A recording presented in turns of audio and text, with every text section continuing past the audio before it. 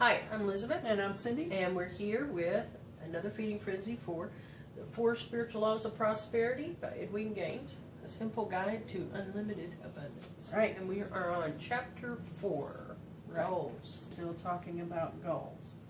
So, I have a question. Okay, First off, how about the affirmation system, Wilma? they're still going really well. Yes, I like the system we've got. Yeah. The emails. It's working really well. That really helps me remember. I don't know about you. Yeah, oh yeah, I would have forgotten them already if it hadn't been coming in my email inbox. That makes it a lot easier And it to just- remember how many times I've done it and when I've Yeah. done it. And it's a nice little break throughout the day to remind myself of who I am. Right, and I leave it in there until I've set them and then I delete it. Yeah. So that helps me keep track of how many times I've done it. And what about the complaining? Same here.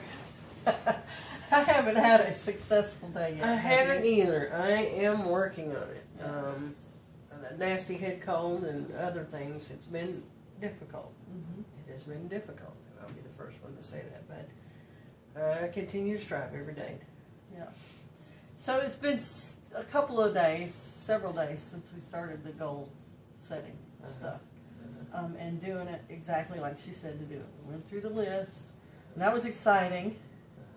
And we narrowed our list down, and that was exciting. And we did everything she said to do in that 10 steps, whatever it was. And we even took it a step further and did the first step on each one of them, and stepped out of our comfort zone a little bit. We'll talk about it soon. And I was feeling really good about it until yesterday. How about you? Yeah. Yesterday was Me too. not a great day. It just wasn't a fun day. It was not a fun day. Why do you think it wasn't a fun day? What happened that wasn't fun? Well, it was good in that some of them came true. I mean, we went through and actually taking the first step on some of those. One of the goals was, I needed to go to the doctor, to have an ankle looked at and some other things. And so getting to actually go to that first step and do that felt good. Another one that we had on there was a massage, a piece. And, we took that first step and I made that, the appointment for it and went. And it was just uphill from there. It really was. I felt so guilty. Why? Over doing it because I just felt like I'd put the cart before the horse. And I didn't feel like there was enough cushion there in our finances to actually go do it. I just felt bad Guilty about for it. I doing felt guilty about doing it. Yeah. Yeah. So it stole the joy from it. Wow. It really did. It really did. So it almost felt like a cart before the horse kind of thing. Right. Instead of waiting on God, I kind of rushed it. So what could make that better? How can we do this to make it better? I mean, how do we avoid feeling guilty for the things we want? Well, I think one of the things that I didn't do is I didn't sit down and say, okay, when I get to this level, then I'm okay, then I'll go do it. I didn't set that. It was just on the list as something I want to go do. Right. And so we just did it. So I just did it. And it worked.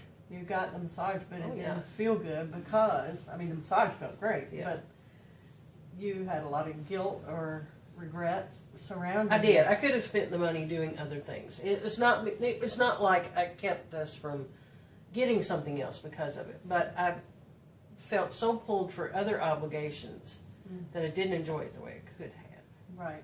So I think what we've decided to do because of that is to set some financial goals first to say, okay, we're going to make sure that this, and this are covered. Because neither one of us gets paid regularly. Right.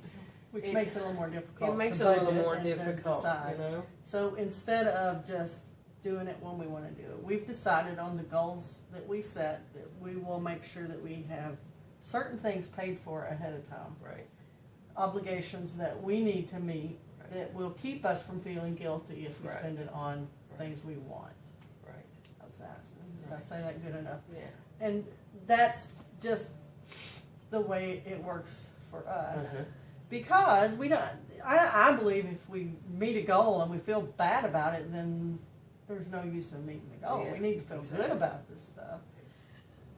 So I think it's important to feel good about the goals that we reach and the goals that we set. And, you know, we're really excited about them. And then yesterday it was like, finally reached a couple of them, and it was just like deflating the air out of a balloon. It really and was. I thought, wait a minute, this is not the way this is supposed to I know, be. it felt counterproductive. Yeah, it just Didn't didn't feel good. It didn't feel and good. so we were both, Which defeats the whole purpose of the goal. You know, Right. the point of the goal is once you get there, yeah, you feel good about it, you know? yeah. So I think it was important to look at that and see, okay, then we missed something in our goals. Right. It's not that I felt horrible achieving it. No, I felt wonderful achieving it. Yes, the massage was wonderful. But I guess I didn't list an important goal, and that was I need to get to this certain point or this much money and then achieve that goal so that I feel comfortable Right. and don't beat myself up Right. over, well, I didn't need it anyway. I should Right. have just, you know, and get rid of all of that in order to feel good about it. Right. And I think one of the things that, the questions I've had in the past when I was studying, not necessarily her book, but other books like this, and where I'm trying to manifest something in my life, and a lot of those things I think, well, I have the money now to go do that, but I wouldn't feel good about it. And it's been a question in my mind of, okay, when do I call it good enough to go get what I want? Yeah. If I have the means to get it now. In other words, you know, I have enough credit cards, I could go get pretty much anything I wanted, but I wouldn't feel good about it. Right, Because it would right. be in debt, or I would have to put it ahead of something else that I feel obligated Yes, to do. yes. So I think we just have to make those calls for our own selves Yes. as to when is it going to feel good? When am I going to feel good about it? What do I have to meet ahead of that to feel good To about feel it? good about it. That was the important key. Yeah. You know, I felt like that was a step that I had missed. You know, Mhm. almost like when you're going down a flight of steps and you miss one. You know, Yeah. it causes you to stumble. Well, that's what yesterday was. It felt like a Right. stumble. I thought, wait a Right. minute, there's a missing piece here. I should feel good about this, but I really didn't. And one of the I things think I've it was heard because Edwin say over and over is within your means. Do what makes you feel rich. now I didn't go within your means. outside the means, but I No. certainly could have spent it on something else, and that was the whole problem. Right.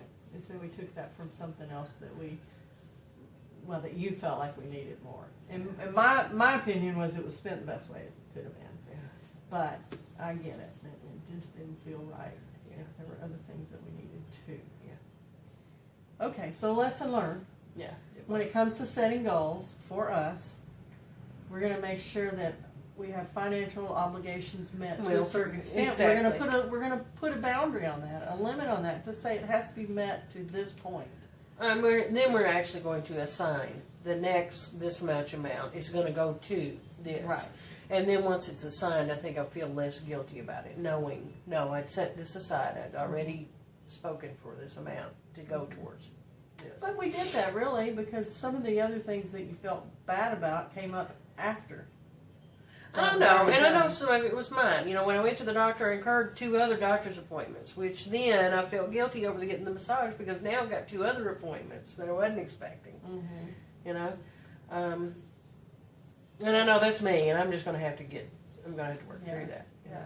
Because you know, stuff is going to come up. Right. It is Right. going to come So up. so we've decided to put a buffer in there to Yeah. say, okay, we're going to Yeah. have this much set aside for those kind of Right. emergency things, Yeah. or not emergencies, but So then things that it come just up, it so was that a we good don't learning feel guilty. experience, just simply because it brought up areas where we needed to tweak it a little bit.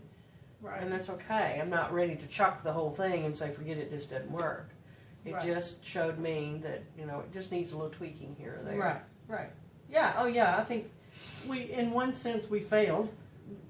Not failed is the wrong word, but it's the right word too because of the way I want to use it. We failed, but we're going to learn from that failure and move forward with it. Yeah.